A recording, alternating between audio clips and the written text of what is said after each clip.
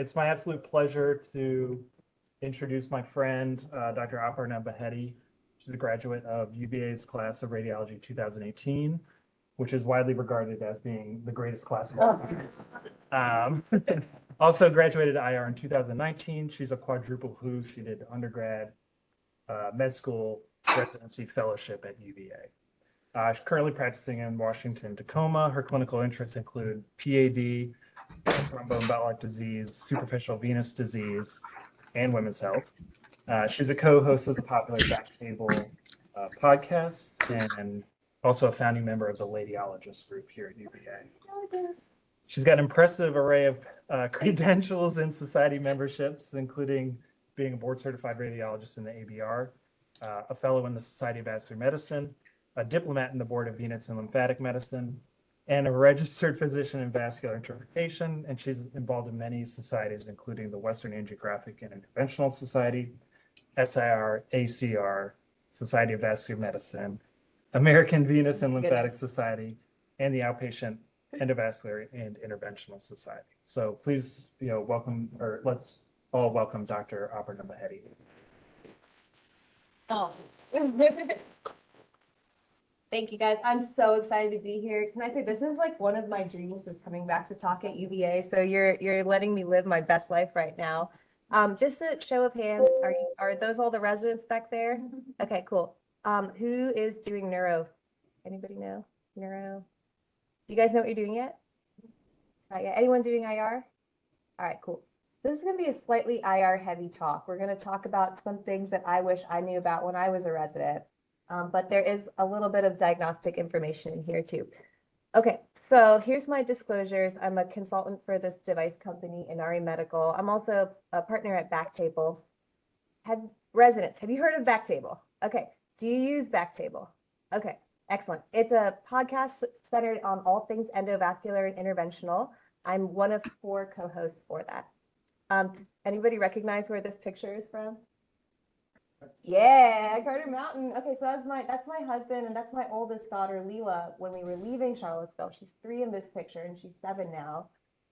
That's Dr. Zimmerman, or sorry, Dr. Fashandi. He's a, endocrine surgeon here now, I think. So here's what's happened since I left. I left UVA in 2019. After completing IR fellowship. I've lived here since I was 17 years old, starting in 2005 as an undergrad. To say I was sheltered is kind of an understatement. Here you have me and Dr. Engel. This is Dr. Huber in the back, my co-fellow. I took a stopgap job in Wisconsin while my husband finished his fellowship. He's an ear, nose, and throat surgeon, and he's fellowship trained in laryngology. Our plan was to work there for a year and then find some jobs elsewhere. I remember leaving here and Dan Sheeran telling me that I was basically just going to do thyroid biopsies all year and that I was wasting my life. So, fun fact, I did not do thyroid biopsies all year. It turned out to be a blessing. I was so busy doing really good quality work, doing EVARs, doing TIPS, doing lower extremity angios. These are some of my cases from that year. It was really interesting. I joined a group where they had lost a lot of big contracts. So 5 of their 7 interventional radiologists had quit before I got there. So I showed up and they said, okay, well, you're the best trained, so you're just going to do all the cases now, which just made me so happy. So I was driving all over Wisconsin, doing great cases, and just living my best IR life. Hey, Karen. Unfortunately, I got really burnt out that year. The job was fantastic, but it was not sustainable. I had a miscarriage, I had an emergent DNC, and it kind of made me realize that the demands of that job were incompatible with growing my family, which was also really important to me. So that was also the year of COVID, and I'm sure you guys had a lot of transitions with COVID and a lot of changes. I had a lot of transitions too. I think the medical system has not fully recovered from COVID yet, right? The COVID staffing and everything. But that's also when we decided we were going to get lifestyle jobs in Western Washington. So we drove out from Wisconsin to Washington. This is Lake Jackson in, I think, Wyoming. And we just had this amazing road trip to get out to Washington, and we found these lifestyle jobs, okay? But I put that in quotes because I was still crazy busy doing IR stuff. I wasn't doing the same volume of PAD cases. Hi, Sagoda. The same volume of PAD cases. And I wasn't doing EVARs. That was all pretty much controlled by vascular surgery there. But I was doing a lot of DVT cases, portal venous interventions. I showed up on my first day at the big hospital and did the first parto there that they had ever done. I was doing a lot of embolizations, a lot of trauma. This is also when I became a consultant for the device company Inari, which does large bore thrombectomy devices. And I was really happy. I was really busy. IR residents, do you guys use Inari? Or you most penumbra people? Inari. Okay, cool. Awesome. Sorry, there's some goofy pictures of me in this. But that's me, like 8.5 months pregnant, like fully gowned and ready to do a COVID PE. The job out there was really interesting because it was billed as a lifestyle job. So you got 13 weeks of vacation. It was 4-day work weeks. That was pretty standard kind of at the time there. You'd rotate at a big hospital for the bigger cases 1 to 2 days a week. And then the other days of the week, you'd be doing a lot of diagnostic work and maybe some paras and thoras and body procedures. And then they had an awesome thing for IR residents to think about is called night float. So if you join a big enough group, they'll have enough IR people there that you can just work a week of nights at a time, basically. And it's so much better than having to come in at 3 a.m., do a trauma, and then go back and do your regular cases at 8 a.m. So highly recommend night float if you're looking at a big group. A good thing about this group too was they had a clinic. So we were able to follow our patients longitudinally, which is a really big deal in IR right now. But you know what? Life was really complex. Baby number 2 came. That's my second daughter, Annika. She's a trip. Some of you guys will meet her. She's here this weekend. Childcare was really difficult because we were across the country from my family. After COVID, a lot of daycares shut down, especially for infants. So it is really, really difficult to find childcare for young children. I started to learn a little bit more about OBLs. Can anybody in the room tell me what OBL stands for? Outpatient-based lab. Yeah, exactly. So office-based lab, technically, outpatient-based lab, same thing. Yeah. The idea of an office-based lab, I'll get into this a little bit later, but is that you can do endovascular procedures and minimally invasive procedures safely in an outpatient setting away from the hospital. Started to learn a little bit more about that. And that's also when I reached out to Aaron Fritz at BackTable. I loved my job. I loved how interesting it was, but I really wanted to widen the array of people who I was talking to. And I thought that BackTable would be a really great way to do that. So my first interview was with Dr. Sahar Sabri, who was my chief for a while here. And it was about advanced BRTO techniques. I also, many thanks to Luke Wilkins. I've done some episodes with him. He's officially a friend of the show now. I kind of kept reaching out to people doing episodes, and I became a host for BackTable in 2021. So a little array or side note here, BackTable has gotten really, really popular. We have over 2 million downloads. That's the same as listens.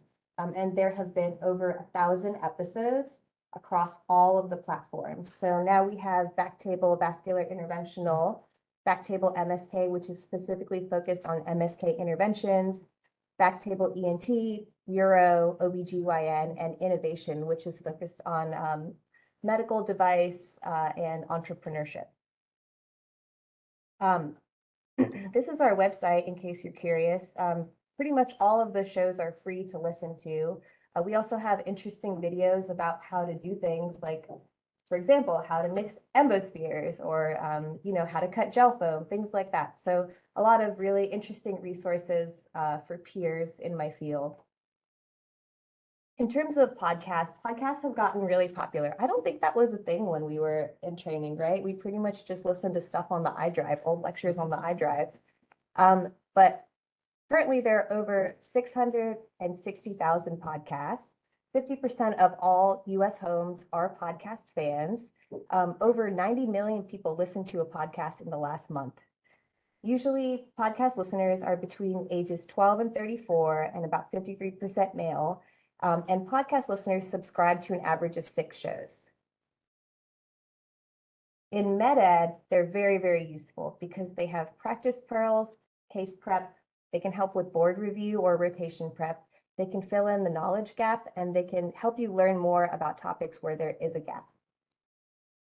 So 22% of people tune into a podcast episode while they're driving.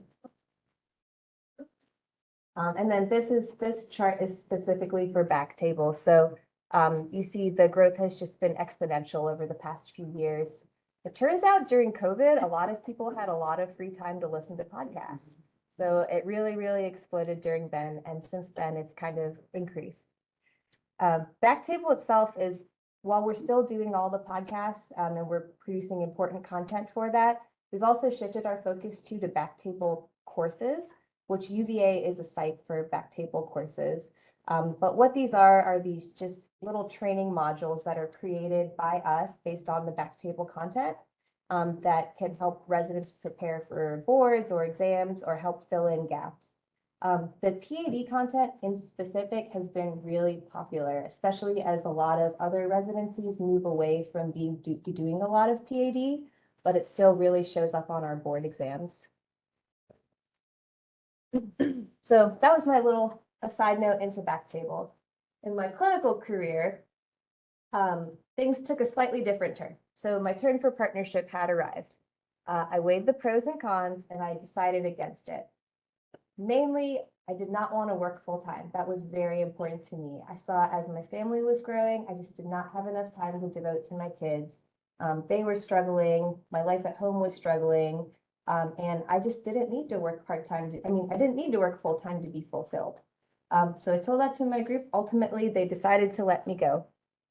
Here's the tips I did on the weekend at one of our outside community hospitals.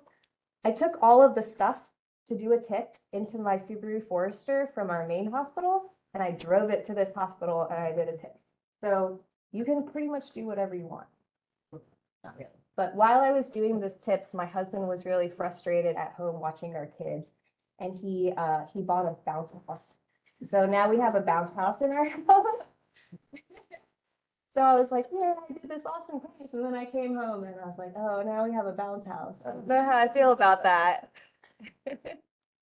So that was at the end of last year was my last working with that group, but this is how I spend my time now. So I work at a OBL ASC hybrid location. I do a fair amount of locums IR work. I do some teleradiology and consulting, and then I really just get to spend a lot of time with my family and kids.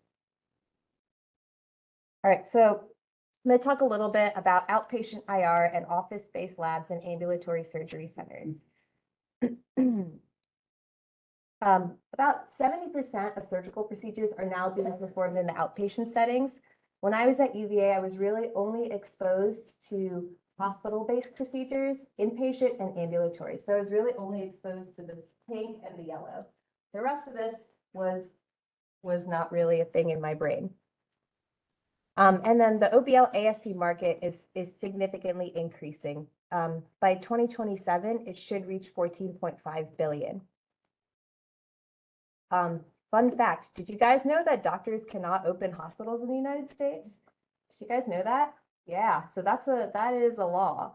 And it is something that came up during Obamacare, and I'm sure Dr. Matsumoto can speak much more intelligently than me about this, but basically, they were worried that the doctor-run hospitals would select for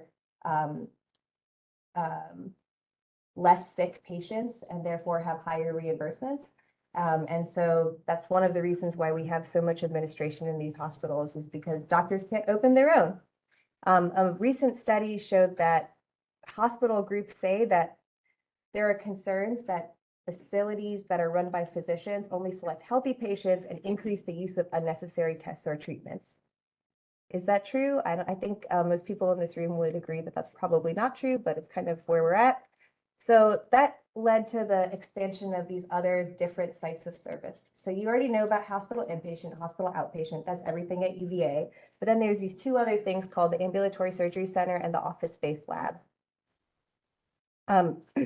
Each of these places given a different CMS, Tommy told me about this. I have to click on this, right? So you can see different site of service location, okay? And the site of service location created by CMS determines how much a place gets reimbursed for doing a certain procedure. So the first option here is a hospital outpatient department. That's hospital owned, and they get paid these facility fees under the Medicare PFS physician fee schedule. There's two different spots. It can be off campus or on campus, depending on its location. Then you have an ambulatory service surgery center, which has a different site of service code of 24. These, as you know, can be physician owned. They should be independent of a hospital location.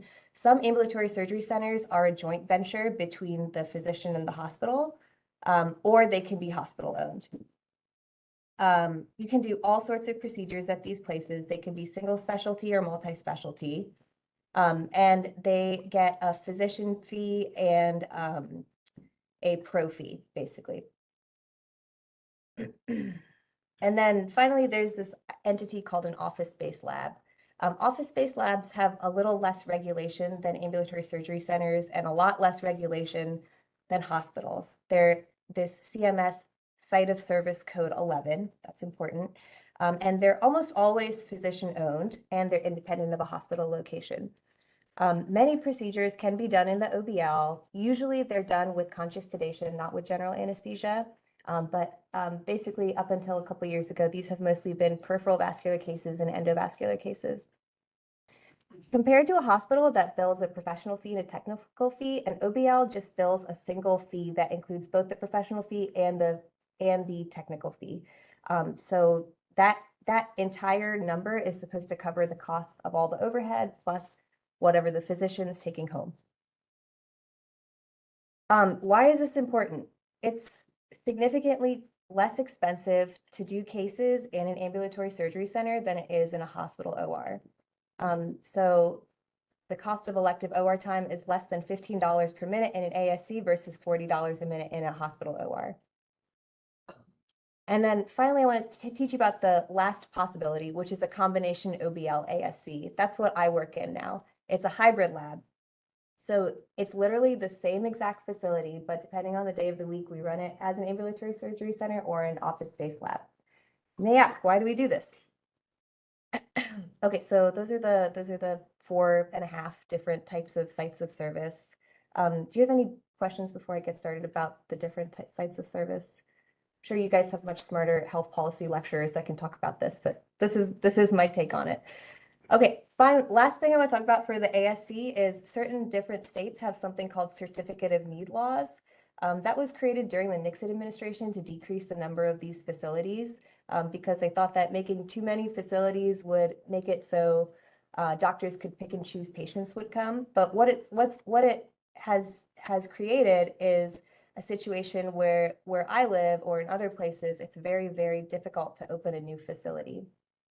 So the state of Washington, I think it's, hi Luke, you missed the part where I said you were a friend of the show. It can take up to like 5 years just to have the Washington Department of Health come out and inspect your facility. All right, so I didn't know a lick about coding when I left here, except a little bit of E&M coding that Dot taught me. But here's an example CPT code for what you might do for a uterine fibroid embolization. So UFE, this is the code 37243, vascular embolization and inclusion to complete the intervention for tumors, organ ischemia, or infarction. And then you have a couple different fees I have listed here. Okay, so the one all the way to the right here, radiology right, radiology left, is the ASC rate. So $5,284. And then over here is the OBL rate of $9,000. So for example, if we were doing a UFE at my location, we would try and schedule it on an OBL day because the reimbursement's higher for that. On the other hand, if you have a tibial revascularization, that's this code, so 37229, you can see the ASC code is higher, so it's about $12,000 versus $10,000. So we would schedule that on an ASC day. So is that shady? I'm not sure, but I think you have to pay. I think you have to play the game that CMS created for you in order to make these places viable. Then there's other codes that have, Question. yeah. What accounts for the difference? You know, where exactly are getting paid less or more, ASC versus OBL? What component? What component? Well, the ASC rate is usually, these have been going up over the past few years for endovascular procedures. Okay, so it used to be 3 years ago, it would make sense to do this case in an OBL, but now it makes sense to do it in an ASC. The OBL rates are going down over the past few years. So the shift is for most of these outpatient labs to start becoming hybrid labs and eventually ASCs, because the ASC rates are going up quite a bit. You know, the site of service code that was designated for ASC versus an OBL is really pretty arbitrary in how you manipulate the system. And part of the answer to it was arbitrary. Yeah. Okay, it's much like why a hospital-based lab, or what we call a hospital-based facility, the technical fees are so much more And outpatient. than an outpatient lab. And some of that has to do with the sense that it costs more to keep a place running 24/7. Even if it's an outpatient hospital-based lab, it only runs from 8 to 5, kind of thing. So it's really the health system reimbursement is so messed up. So what Ali's talking about is, it is what it is. So as long as I stay within the boundaries, I'm going to try to take advantage to optimize my reimbursement.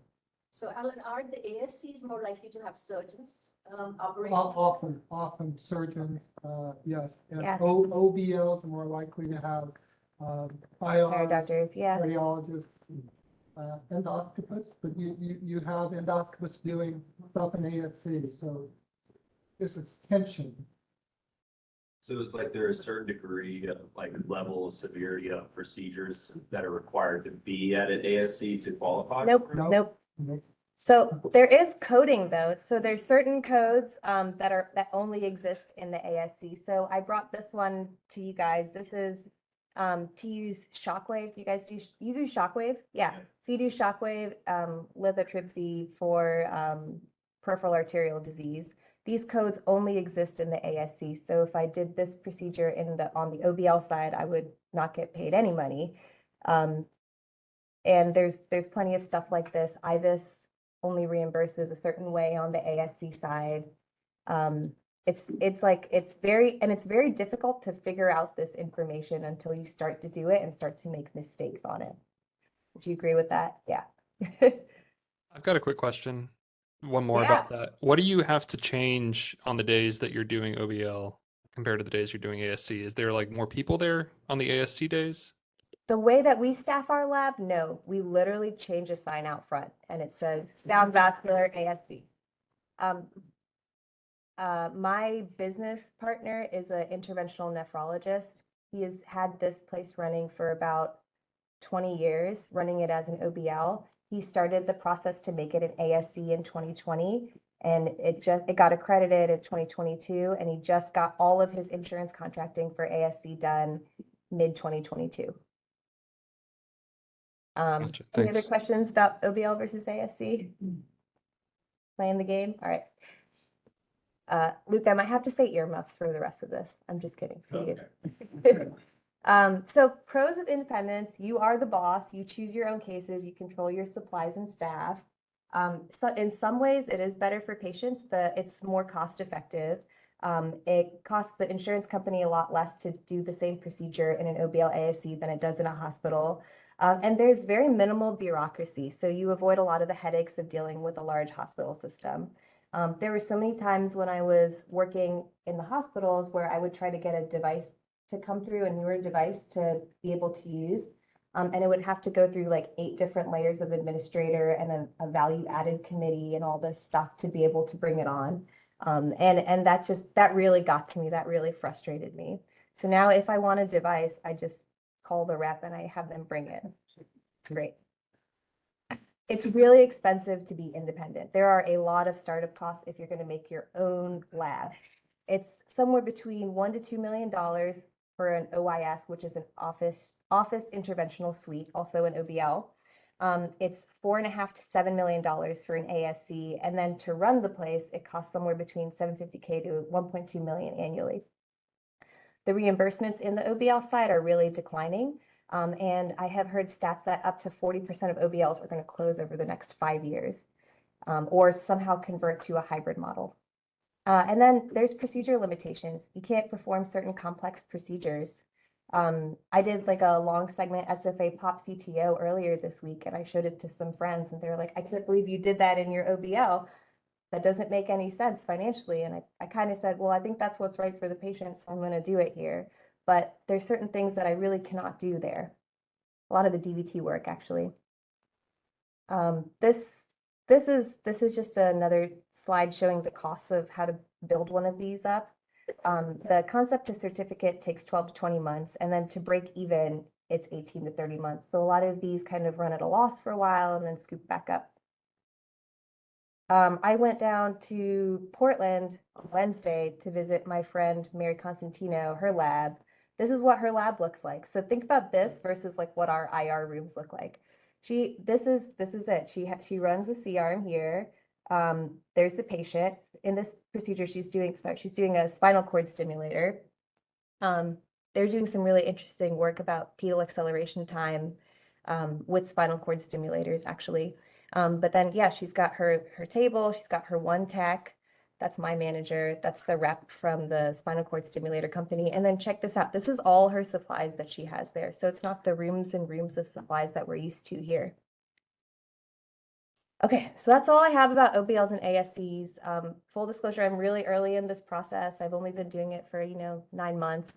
Do you guys have any questions about that before I move on? How did you get connected to people that are interested in that kind of thing? Because obviously, Yeah. you're super insulated from anything Yeah. not academic. Are you familiar with OEIS? Hi, Minaj. With OEIS?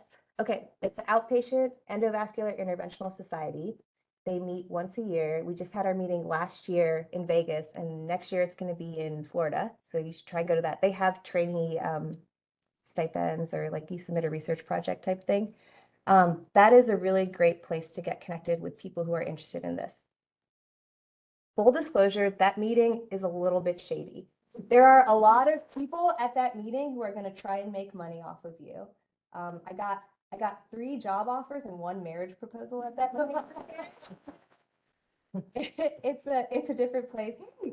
It is different, but I think if you go into it with your eyes open, it's a really interesting world. Okay, so Do you have hospital privileges at any? Sorry.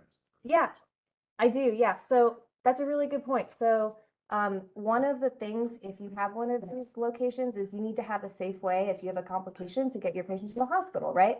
So most of them in my area, well, there's not a lot in my area. There's me and one other person, but they have transfer agreements. So if there's a problem, they'll transfer to a hospital. I also have hospital privileges at several of the nearby hospitals in case there is an issue. But can you talk about how you establish relationships with might be able to manage complications that are outside of the vascular system? yes, you mean like if I have something that I need a surgeon for? Yes. Okay. Yes. So I am 2 miles away from the closest hospital where there is a vascular surgeon available. And I am friends with that vascular surgeon from my time working at my prior job. And that is what I would do if there was a serious emergency. Knock on wood, I haven't had one yet, but I have most of the things I need in the lab to deal with the scope of what I'm doing. Yes. Or I would call Jamie and I'd be like, Jamie, are you on? And then I would transfer it to him. Jamie All is another IR guy here who now works in that town. Okay, let's talk about locums IR for a second. So, like the radiology job market is getting really consolidated with private equity, right? So private equity is having a really hard time staffing a lot of hospitals, and especially because they can't find good IRs to go out there. So a lot of hospitals need good IR coverage as these contracts change. You can really set your rates as a locum right now. You don't really need to go through any of these recruiters. You just figure out who has the contract and then you find an administrator in there and you talk to them. The recruiters take up to 40 to 50% off of your salary, just like skimming for basically doing nothing. So don't talk to them.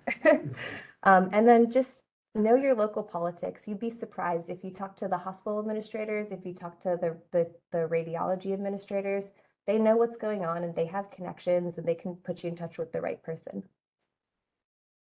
These are kind of the rates that exists for IR locums right now. Usually it's 4 to 5K a day for an 8-hour shift. And then you charge extra for call coverage, you charge for callbacks, and you can even charge for administrative time if you have to do a bunch of modules. You can usually get the groups to cover your tail insurance, and then they'll cover your flights, hotels, tolls, parking, reimbursement, all of this stuff. On the DR side, see, I knew I had one slide about DR on here. There's 2 different options that I've seen. They have pay per click, which is usually you get paid between 25 to 55 in RVU. You earn somewhere between 2.5 and 6K per shift. And then you have pay per hour, which has less time pressure, but often you have an RVU floor that you have to hit. This is really great if you need flexible scheduling like I do. You can avoid weekends, you can avoid holidays and summers. If you are in a flex position, this is a really great option. So this is kind of my takeaway. The radiology job market is really good right now. You will likely not end up in the job you started with.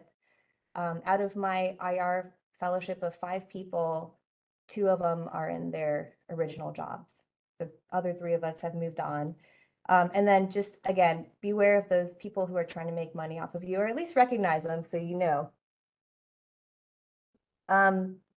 Here's my 3rd kid. They always say that you like never get any pictures of your 3rd kid, but there you go. There's one. Boom. Got it. Your career does not have to be a straight line. It really doesn't. I know kind of you think you're going to get out, you're going to join a group, you're going to become a partner, and that's going to be your life for the next 30 years. It really doesn't have to be like that. You have a lot more leverage than you think. You're in a really good position coming out of this training program. It's one of the best in the country. People are going to be just like head over heels for you. Keep your sphere of influence large. You don't know who you're going to meet and how they're going to change your life. And then I think this is really important, especially for the women in the room. I only had 1 kid during residency, and like 1 to 3 is a huge jump. So the priorities that you have during training might change as you age. So just stay flexible depending on the season of life. Okay. All right, cool. That's all I got.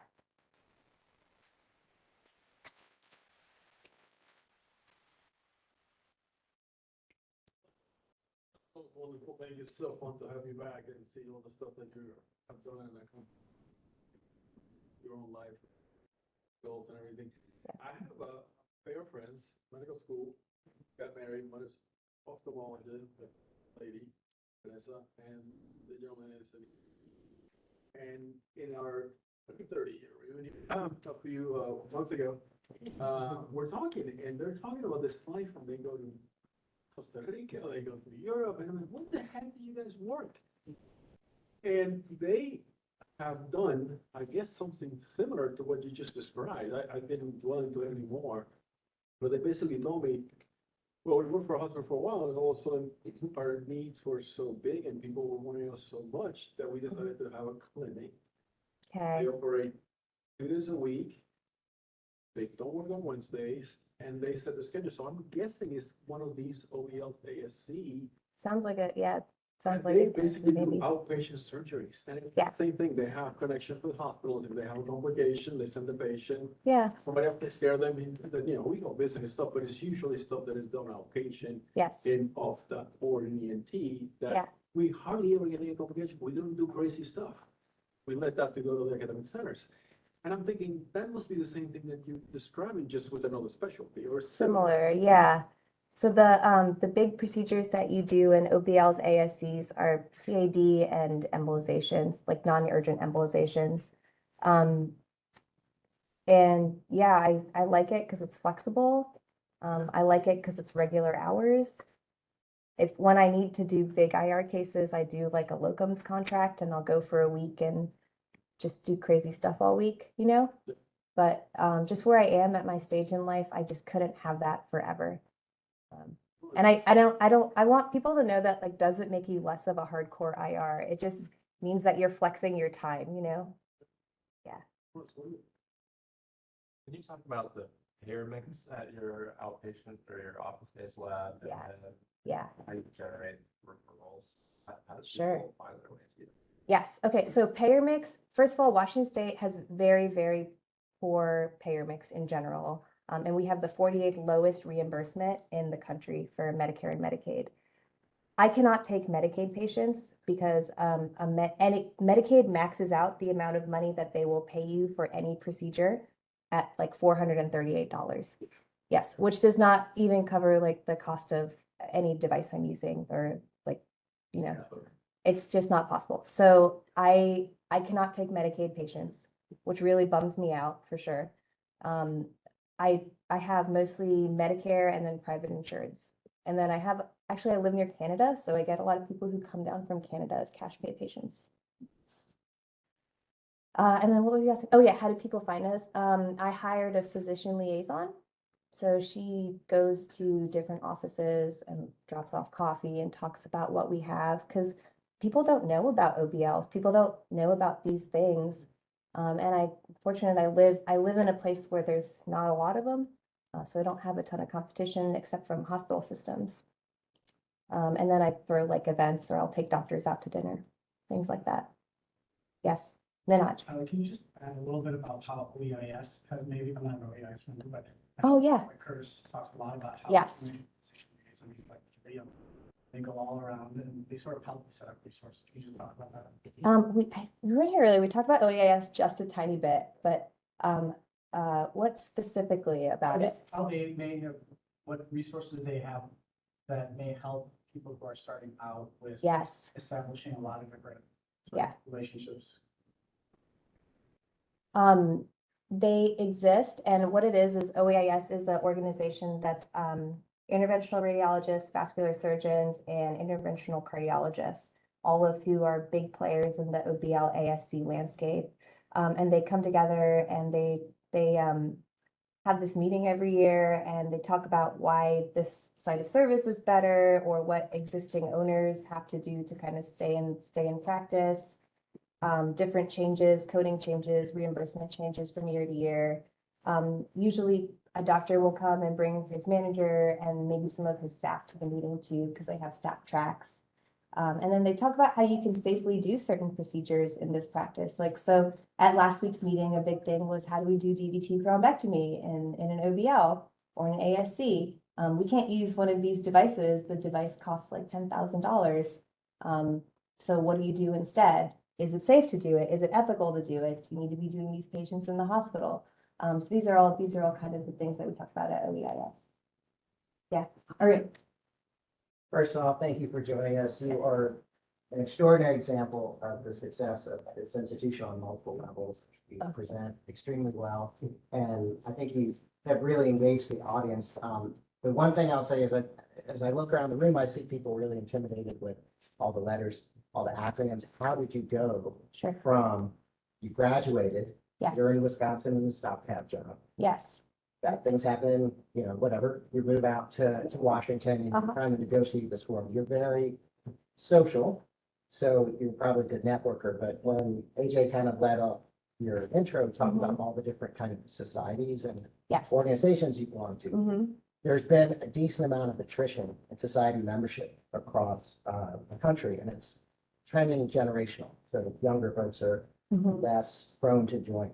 Can you speak to kind of how you went from a graduate to what you're doing now, and understanding that complex landscape and the role that society and networking played in that? A lot of things. I could try my best to talk about that stuff. Yeah. One of the reasons I got the RPVI credential was because Dr. Engel said it would be really important when I was going out on my own and I wanted to be doing a lot of vascular work, which I knew I wanted to be doing. That was kind of the start of it. And then when I was in Wisconsin, I had a mentor who really believed in the ABVLM, and I had a little bit of downtime because of COVID. So I studied for that exam and I got that credential. And that kind of led me to meet a couple other physicians who had outpatient-based labs, and that really first piqued my interest. I think it's really hard for young people to go to these meetings, especially if they don't know anybody, right? So find other people who have your clinical interests and see if you can go with them. Maybe maybe one of your co-residents from across the country wants to go to a meeting together. I don't know that the organizations like in and of themselves have really helped me that much belonging to them, but I think it helps my patients know that I'm really involved and I really care about this stuff, that I've spent extra time and extra resources to try and get better at it and learn more about the landscape. Does that half answer your question, Arun? Yeah, yeah. You're a Kind of. very pro-social person, and I think that Yeah. folks who may not, and let's be honest, not everyone in radiology tends to have that Sure. kind of personality, and I think there's a degree of intimidation of like, how do you even begin to navigate Oh, gosh. coding and Oh, yeah. administrators, and you say it so fluently, easily, oh, I reached out to a friend and bad things happen, call my surgeon friend, that's return transfer, like that's great, and I think that's Yeah. fantastic, but I think that, you have to go from where you start to there. Yeah. That journey is interesting and what helped you there. I think your advice about going with someone that you know, so you have a comfort level Yeah. helps. If you Yeah. don't happen to be the kind of, have like your personality, for example. Well, I'm really lucky that I have BackTable. So anytime there's somebody interesting I want to talk to, I'm like, I have this podcast. Would you like to be on it? And so I'm pretty That's the fortunate secret, in that. start a podcast. Just join an existing one. Yeah. But that's kind of how I've approached it. Is I'm really curious. I love to talk to people. I love to learn new ways to practice and new models and things that I think is going to make my life easier, make my patient experience better. And just being able to talk to anybody through BackTable has just been a blessing. Yeah. Yes. There's a lot of residents here, and I think like you said, a lot of us have that mentality where it's like, we go through all this training, we're finally going to be an adult, and you want to find that job that's like the perfect fit and that you'll be long-term. Yes. And it's the trend everywhere that coming out of medicine, most people don't stay in their first job for more than like 2 or 4 years. Yeah. Is there things we should do to try to improve that, like what we can ask or learn, or 2, should we just accept that's the fact and treat the first job as a first job? The tough one. It depends on your personal situation. Do you need to be close to your parents? Is this your market, or are you flexible? Can you live anywhere? When we were leaving Wisconsin, that was always just a 1-year job for me. It was COVID. Nobody was hiring doctors. We got 3 job offers in the entire country where both my husband and I could work together. It was Atlanta, Georgia, Irvine, California, or Tacoma, Washington. So we moved to Tacoma and haven't looked back. I guess I should also say I'm really fortunate because he has like the regular career and the regular job. So I get all my benefits through him and everything. So I can do all this crazy stuff, right? But that's also another thing that maybe not everybody has. Yeah. Yes. Oh, Luke. Can you tell us more about the marriage proposal you received? Yes. Very nice, older Indian interventional cardiologist. Tried to set me up with his son, who was a graduating oncology fellow. But I knew I was going down the wrong hill when he started off by asking me what my caste was. Like I knew we were headed south. Like, all right, okay. I said, I'm married and I have 3 children. Thank you very much. I'm very flattered. But yeah, props to that guy. Yeah. So talk about what your staffing is for the ASCs and the OBLs. For sure. You would have PAs and NPs, and are they consistent through the week as the positions change? Good question. Okay, so it's just me and an interventional nephrologist. He's not a dabbler. He just does nephrology stuff. He has had vascular surgeons kind of come through his lab before, but they haven't really been able to make it work. I'm starting there. We have a nurse practitioner who has been doing this for 10 years at that site. She's there 3 days a week. She sees most of my post-op patients. I still like to see my patients pre-op because I really believe you should meet your doctor before they do a surgery on you. So I still see all my pre-op patients. She does my post-ops and any kind of follow-ups. I have my own MA that's dedicated to me. She is a woman who I used to work with in the hospital that was a MRI tech, and I just saw her as a really capable individual. And so I made her my MA. I have an IR tech who I used to work at one of our big hospitals with, but he got pretty disgruntled around the same time I got disgruntled. And so we left together. So he just scrubs all my cases. He's great. And then I have a manager, and I have like 2 front desk staff. That's it. So are you responsible for paying all these people? I'm not right now, but I will be once I become a partner. Yeah, so the overhead's like pretty high. That's the thing. When you see the numbers for reimbursement, the doctor's only taking home like, well, I'm only taking home like 20% of that. But like the owner is taking home like, I don't know, 30%. So the overhead is really high for these centers, especially with an ASC. There's a lot of regulatory guidelines. And like, I will say, my friend Mary has this saying that you can pay a consultant to look at your watch and tell the time for you. What I mean is there are really a lot of people trying to make money off of you here. And it's really, really hard to know who's worth it and who's not, and who's just going to rack up a big bill and who's not actually going to do anything. And the only way to figure that out is to talk to other people who have hired those individuals. Yes. We talked about sort of declining reimbursement for OBLs and then the transition from OBL to hybrid potentially, as well as high overhead and things like that. Where do you see this going? And like, how does it evolve? Is everything on ASC? Is there going to be conglomerates? Like, how's that going to look? I think most things are going to eventually become an ASC because of the way reimbursement is going. So I would say if you're getting started and you're looking at an employed position in an OBL, think twice about it, because I don't think that job's going to be sustainable for much longer. I think you need to have at least a hybrid model to succeed. There are companies who will come to you and say, oh, are you tired of working in the hospital? Okay, we can open you up an OBL and run it for you. You don't have to worry about any of the headache of anything, management, staffing, billing, HR. HR is something I did not anticipate being crazy, but it's crazy. We can do all that for you and have you up and running in 6 months.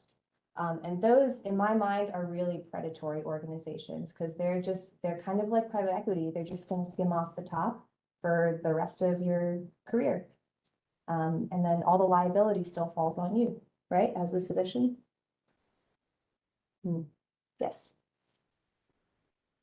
What are the numbers where the reimbursement and at different levels, and what setting or Okay, so the best resource is actually from the device companies. So for example, Merit, big in embospheres. So they will set up these guides that show the CPT codes that you do for UFI, and then all of the reimbursement for it. Same with all the PAD stuff if you go to any of the PAD vendors.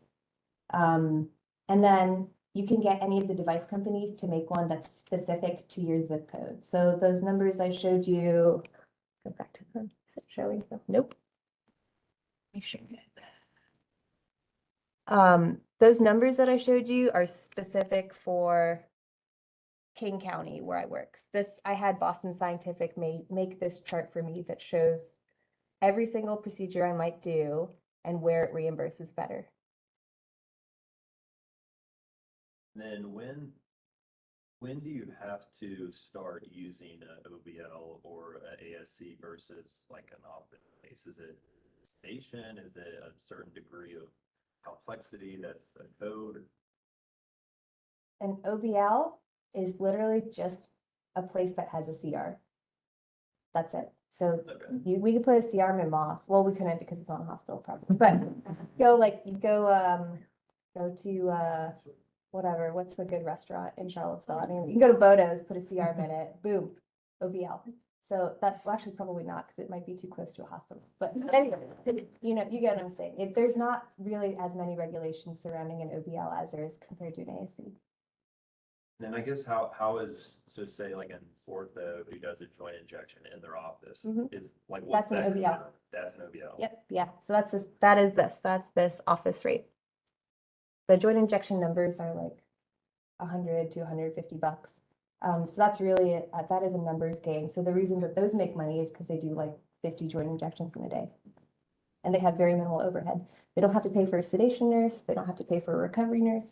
I think I forgot to mention the nurses in my model, but yeah, there's 2 RNs and 1 LPN. Yeah. Yes. I'm a little confused about just the globe, like where we're going globally with this, because both there's Yeah. going to be more patients that need procedures. Yeah. It seems like we want to do them in outpatient space that's more economical, but then also you're being paid less for it. I Yes. don't understand. Yeah. that. Yeah, agreed. Yes. So like overall physician reimbursement is just declining, right? But I think physicians are also kind of tired of just being employed, you know? I think it didn't used to be like that. A lot of people were partners and they really were partners and they had ownership. And so I think the kind of push towards OBL ASC is in part led by physicians wanting to be more independent. I think insurance companies are also only going to start paying for stuff that happens in ASCs. But I think it's really on us to determine what's safe to do there and what's not safe to do there. And again, lots of bad actors in that realm. But then there's probably like a break point where you have to be doing complex enough stuff to keep up with an overhead of an ASC, like doing 50 joint injections at an ASC is probably not gonna work. Right. The other thing that's part of that calculus is the statement that it's better for patient care because it's less expensive out of pocket, and there may be some directing of patients to OBLs from payers because they pay less, is what Ali brought up, is we still have to take care of Medicare patients. Yes. There's some OBLs and ASCs that won't take Medicare patients. So it's perhaps more advantageous for certain patient populations that are smart enough to go to that environment and know how to utilize that environment. So whether it's globally overall better for patient care versus that singular patient, that's the conversations you have to think about. And then I've run into some IRs specifically that have OBL, and because they have to make money, it becomes slippery about what is ethical and what's not ethical to do, and they may do something just so they can bill it. And it's hard when you have to pay a bill. Yeah. You know, it is really, really hard when you're running your own business. Yeah, big time. Yeah. And yeah, you just got to develop that compass pretty early on and you got to stick to it and not waver from it. Minhaj. I was just going to add that 2 things. One, ACR and SIR's economics committees put stuff on the website for to help all of us figure out some of this. The other thing is there are some CPT codes that cannot be done at an OBL or an ASC. They have to be done in a facility, and if you try to do it in an OBL or not, you'll get paid zero. Yeah. So just be cognizant of that as well. Those are many times written like tips not be done in an OBL. Right. Yeah. Yeah.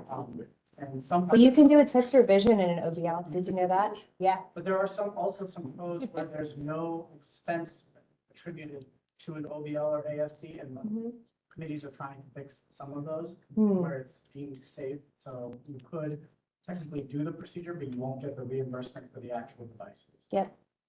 Oh, this slide, by the way, just in that bottom right-hand corner, this is actually how much it cost me to buy each of these catheters. So like the Shockwave, if I wanted this specific size of Shockwave, you know, it's anywhere between $2,700 to whatever, $3,400. Quick question. You were talking about overhead's a big chunk. Yes. So you have 2 physicians in your practice. Yes. Does it make sense to have a bigger practice? And maybe, I mean, Yeah, obviously. like should we bring on more doctors? Bring on more doctors. Sure. Yeah, I mean, yes and no. I mean, obviously it makes it easier to manage when you only have 2 physicians. Yes. versus- Well, I would say like 2.5 because our nurse practitioner does a lot of the vein ablations.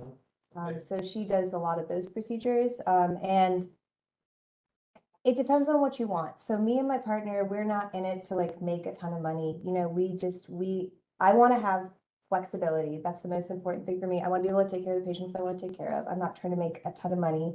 I just want to be able to care for patients in that arena. And he's the same way. So would it make financial sense to bring on more people? Possibly, but is it worth the headache of adding another personality? Not right now. Very good. Yes. Um,